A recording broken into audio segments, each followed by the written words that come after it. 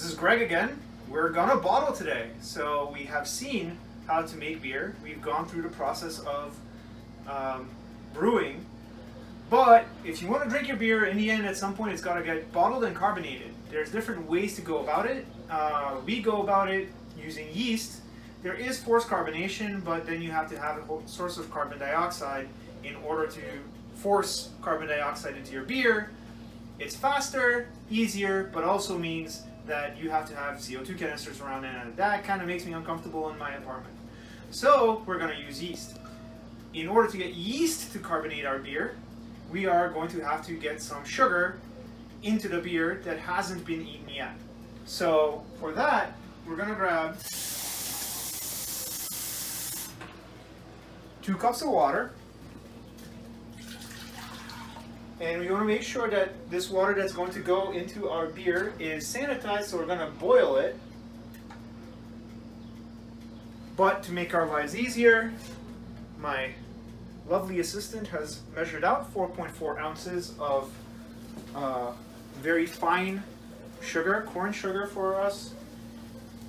So this sugar is going to be the source of food for whatever yeast are still left in the beer.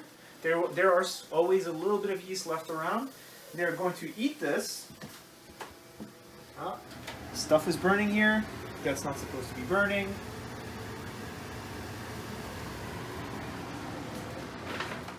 I'll reduce noise for a second.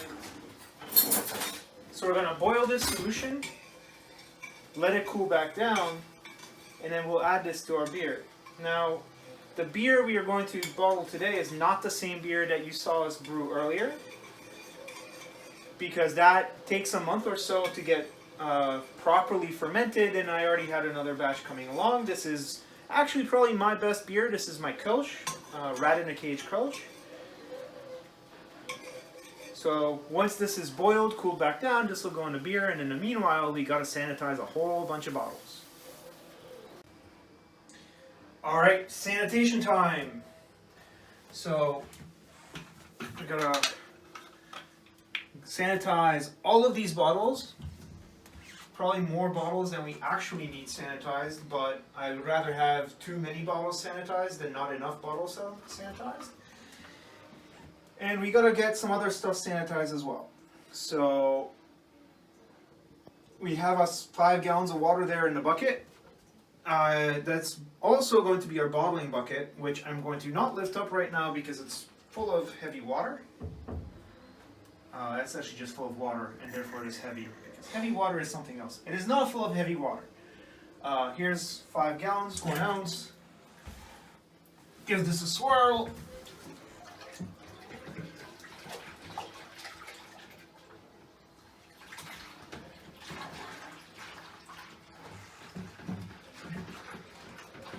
You'll notice my planter here.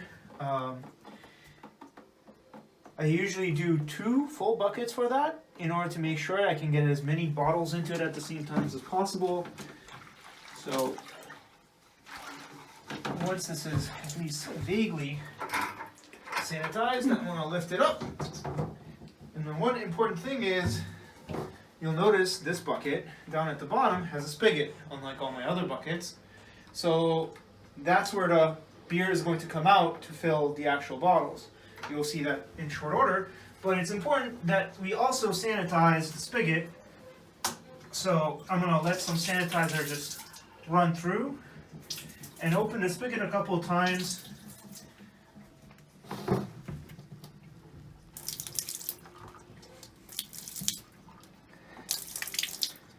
To make sure that all of the inside gets in contact with sanitizing solution. Then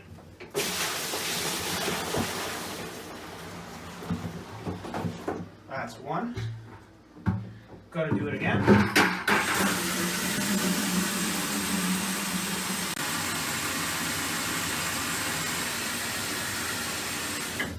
So that'll be 2. That's a lot of sanitizer, it's a lot of water, but it's totally worth it so that you don't have to muck around with this too much. The fewer batches you can do this in, the easier your life will be.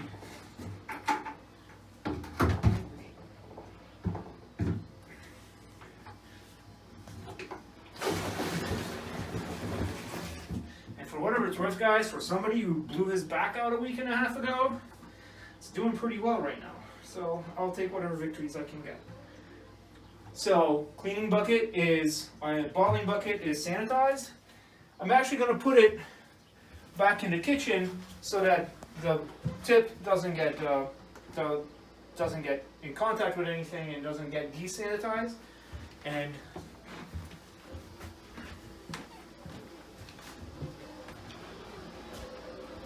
oh, stuff is definitely burning in here.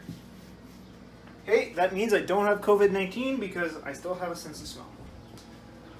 So it'll be fine.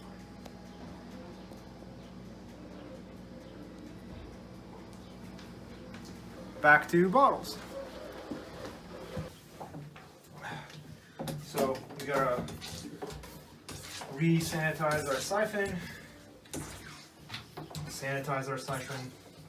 You might be watching this in a different order than I'm shooting it, so you don't know that this is re-sanitizing, but in fact it is re-sanitizing relative to other stuff we did today, but make sure this whole thing is nice and thoroughly soaked in sanitizer. You have a bottling wand in here as well. Actually, I should have put all of this into the bucket before I took it. So we'll have a nice drippy trip over to the kitchen. Here's our bottling wand.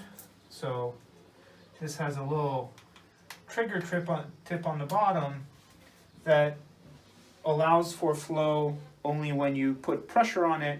So this is the thing that we're going to use to actually get the beer into the bottles. But it's important to make sure that's sanitized inside and out.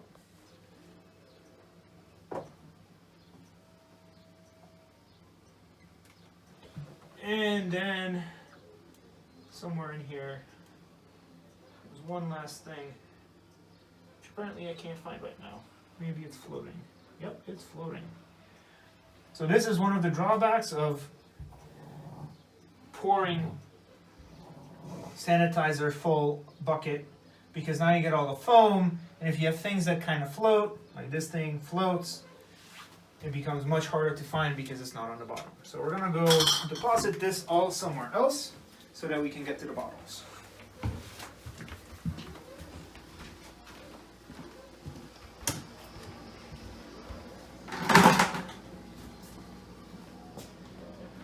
Our sugar water is still not quite boiling, but I'm starting to get a little nervous about it.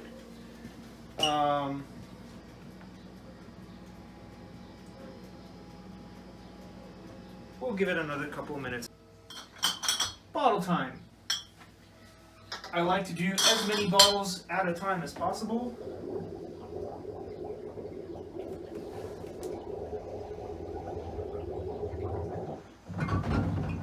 And you do kind of have to hold them until the very last second, because if you let them go too early, you can trap a little bit of air inside the bottle, and then you won't get sanitizing solution on the whole bottle.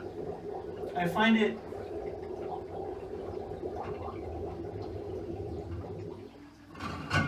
more efficient time-wise to get all the bottles in and then take them back out rather than just some mixture of putting in and taking out.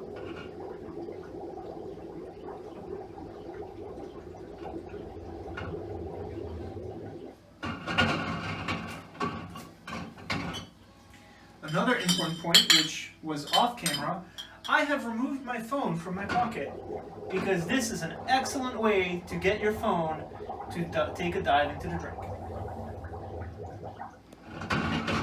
And not the kind of drink you wanted it. Actually, you probably don't want your phone in any kind of drink.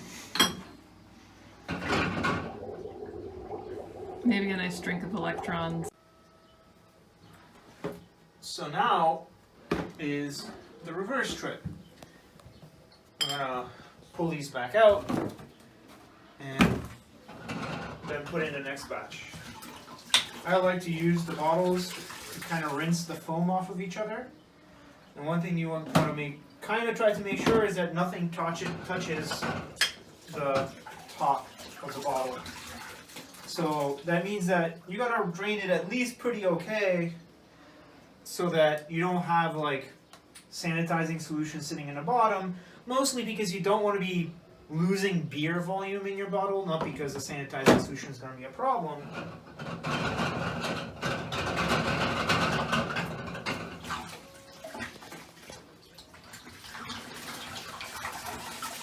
And there's going to be some amount of foam that's going to be left inside your bottles no matter what.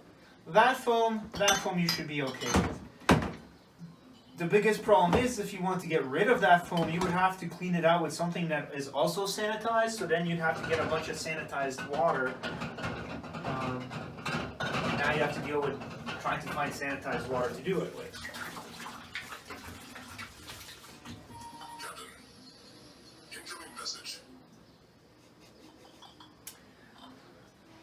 This will take a couple of minutes, and you probably don't need to watch me pulling water bottles in and out.